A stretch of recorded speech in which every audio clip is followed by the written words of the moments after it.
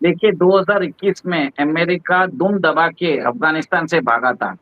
आज हम्म 2025 में अमेरिका बोल रहा है मुझे बगराम एयरबेस चाहिए। जो बगराम हम्म एयरबेस है वो एक हम्म। तरह से सबसे बड़ा एयरबेस है साउथ एशिया में। नहीं है, ये दादागिरी है और ये दादागिरी नहीं चलेगी। है कि हम अफगानिस्तान तक अपने और अफगानिस्तान के बाद सेंट्रल एशिया तक अपना एक्सेस चाहते हैं। पाकिस्तान ने वो एक्सेस हमारा बंद किया हुआ है और वो एक्सेस हमें मिल जाता है चबाहर के थ्रू।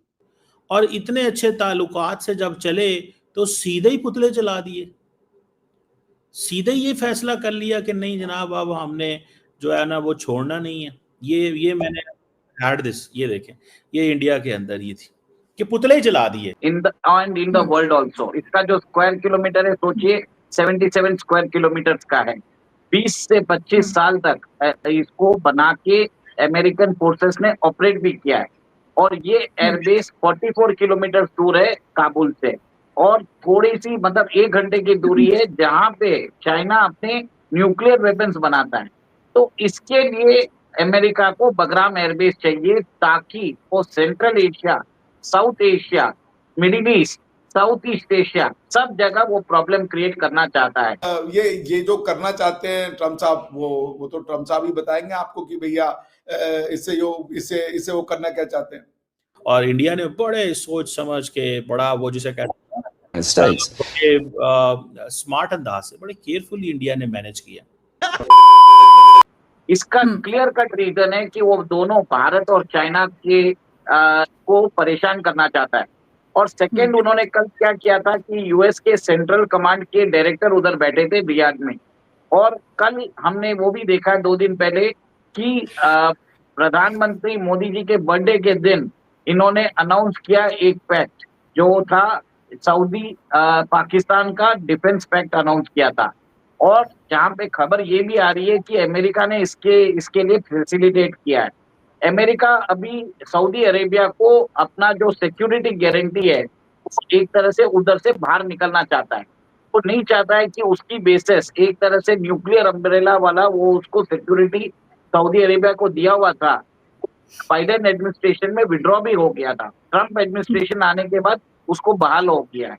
अब अमेरिका को भी लग रहा है कि वहां पे मिडिल ईस्ट में रहने में उनको कोई फायदा नहीं है, उधर से हटने की जरूरत है। तो उन्होंने एक तरह से फैसिलिटेट कराया है पाकिस्तान के थ्रू ये अग्रीमेंट। यहाँ पे वो भारत के खिलाफ एक नया मोर्चा बनाने की कोशिश कर रहे हैं जिसमें बताया जाता है कि कंट्रीज लाइक कतर, फिर बाद में इजिप्ट एंड यूएई शायद ज्वाइन कर सकते हैं। और ये एक तरह से डायरेक्टेड रहेगा अगेंस्ट इजराइल, बट एडिशनली ये काम आएगा अगेंस्ट इंडिया भी। और अमर जी ये भी देखिए कि सेंट्रल एशिया में अगर उनको बगराम एयरबेस मिल जाता है तो वो चाइना के और ऊपर, साथ में ईरान भी इसमें शामिल रहेगा। हाँ मैं ईरान की तरफ भी आ रहा हूँ, मैं वही चीज के ऊपर भी आ रहा हूँ। और ये भी देखिए कि चाइना के ऊपर भी उनकी नजर रहेगी, ईरान के ऊपर भी नजर रहेगी। अभी बलूचिस्तान के अंदर अमेरिका की एक कंपनी ने वहां पे पाकिस्तान फ्रंटियर वर्क्स के साथ $500 मिलियन का अग्रीमेंट किया है। वो बताया जाता है कि इंटरनेशनल जो फाइनेंशियल इंस्टीट्यूशंस हैं पाकिस्तान में इन्वेस्ट भी करने वाले वहां पे इंफ्रास्ट्रक्चर अपग्रेड करने के लिए। अंबर जी एक और एक चीज देख लीजिए, यूएस एक तरह से वेस्टर्न एक्सिस बना रहा है अगेंस्ट भारत। सेकंड कल उन्होंने एक और एक चीज की जो चाबार पोर्ट पे भारत की जो कंपनियां इंडिविजुअल्स काम कर रहे थे उनको 29 सितंबर से वो सैंक्शन करने वाला है। ये एक्सेंशन उन्होंने 2018 में दिया था। तब भारत ने वहां पे 2024 में ईरान के अंदर वो एक टर्मिनल है उसको एक तरह से डेवलप कर रहे हैं। हम अपने दुश्मन उनको नहीं बनाएंगे जो यूएस के दुश्मन है और हम अपने दोस्त उनको नहीं बनाएंगे जो यूएस के दोस्त हैं। हम अपने दुश्मन और दोस्त वो बनाएंगे, हमारे मित्र और शत्रु वो बनेंगे जो हमारी हितों के उसमें आते हैं दायरे में। यूएस का शत्रु हमारा शत्रु नहीं है, यूएस का मित्र हमारा मित्र नहीं है। मतलब ये नहीं है कि हमारा मित्र नहीं है और शत्रु नहीं, मतलब हमारा उस ट्रांजैक्शन से रिलेशनशिप नहीं होगा। वी विल डिसाइड इंडिपेंडेंटली कौन हमारा शत्रु है कौन हमारा मित्र नहीं है। और मुझे लगता है कि गवर्नमेंट ऑफ इंडिया इस प्रेशर में नहीं आएगी। हम चबहार पे अपना काम जारी रखेंगे और जो टेररिज्म को हम किसी तरीके से मदद नहीं करते, वो इंडिया का इंफ्रास्ट्रक्चरल प्रोजेक्ट है, इंडिया के लिए जरूरतमंद है। वो आवश्यकता है वो करेंगे हम जी।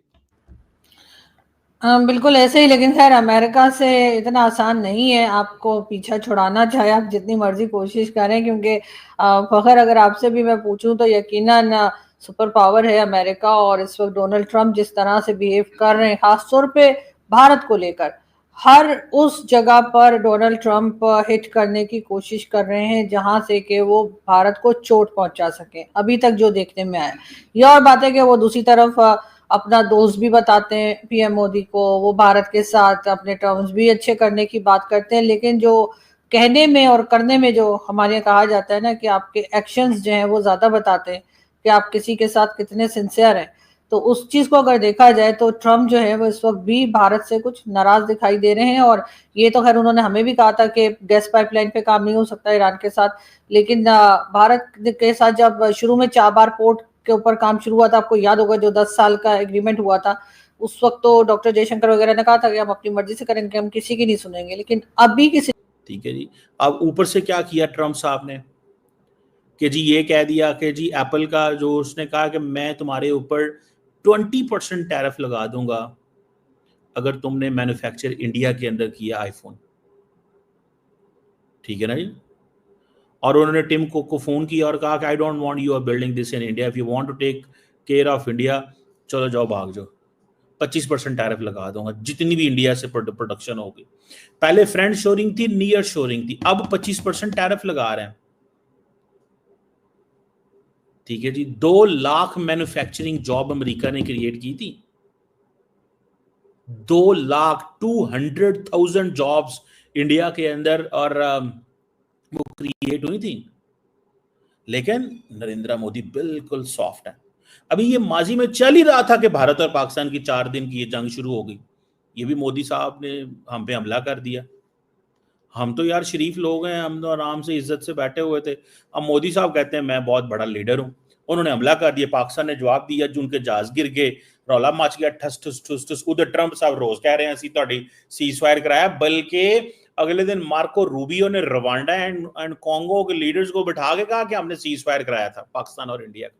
अब क्या करे इंडिया, रोज तो इंडिया मानता नहीं है, अमेरिकन को चढ़ता है गुस्सा कि ये अपने डोमेस्टिक इश्यूज की वजह, ये काम पाकिस्तान की हुकूमतें किया करती थी। मैं सच्ची बात बताऊं, ये जो इंडिया कर रहा है, ये पाकिस्तान की हुकूमतें ये काम किया करती थी कि चोरी करती थी, ट्रंप से अमेरिका से डील कुछ और करती थी और हमें बताती नहीं। अभी भी हमें कौन सा बताती होंगी क्या करते हैं, हमें कौन सा पता ऊपर लेवल पे क्या होता है, लेकिन जस्ट लेटिंग यू नो, समझ रहे हैं। अब ये काम इंडिया को भी करने पड़ रहे हैं। अब ऊपर से 4 दिन की जंग शुरू हो गई, उसने कहा मैंने सीज फायर करा दिया है, इंडिया रिजेक्ट करता है और इंडिया कहता है जी हमने ऑपरेशन सिंदूर पाकिस्तान की रिक्वेस्ट पे खत्म किया था। विक्रम मिश्री साहब ने जो कनाडा में बात की, उन्होंने कहा कि इंडिया जो है वो सीज फायर के लिए एग्री हुआ था, जिसमें कोई ऐसी बायलैटरल ट्रेड वाली कोई डील नहीं थी। ठीक है ना जी। ट्रंप ने कहा कि मैंने तुम्हारे से कारोबार बंद कर देना, नहीं तो कारोबार करो, वो सीज फायर करो। सो मोदी साहब जो हैं वो बड़े गुस्से में हैं और ट्रंप उससे भी बड़े गुस्से में है। ट्रंप कहता है जो मैं कहता हूं मानो, ट्रंप कहता है जो मैं कहता हूं मानो। समझ रहे हैं बात को।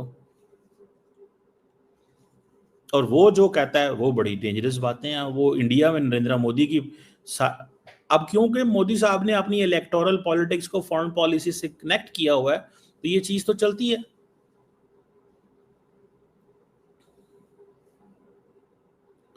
और अब वो उन्होंने, पाकिस्तान हमेशा कहता था मीडिएट कराओ कश्मीर, अमेरिकन मानते नहीं थे, अब उन्होंने कहा पाकिस्तान की बात पकड़ लो, इंडिया को टफ टाइम देना है।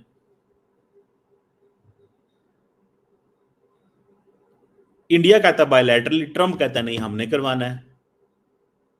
दोनों आप देख लें सिचुएशन क्या है। सो क्रैक्स पड़ने शुरू हो गए हैं। ये मैंने आपको सारे इवेंट्स बता रहा हूं ना, ये क्रैक्स के।